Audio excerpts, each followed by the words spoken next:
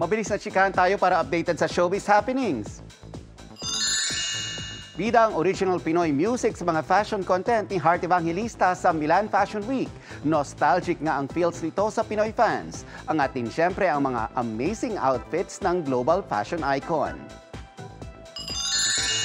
For the first time, isang Pinay ang rarampa para sa international brand sa Paris Fashion Week.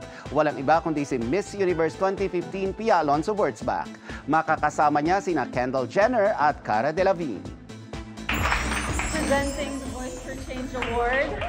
From one beauty queen to another, naibigay na ni Michelle D ang perang napanalunan niya sa Voice for Change ng Miss Universe 2023. Mahigit 600,000 pesos ang dinonate niya sa Autism Society of the Philippines. Puno ng palaro at kamustahan ang Kapuso Brigade Leaders Convention. Spotted sa event ang Pulang Araw Kids at ang cast ng Maka na kinabibilangan ni Stephanie, Sean Lucas, Olive May, Mary Ann Basa at Dylan Minor.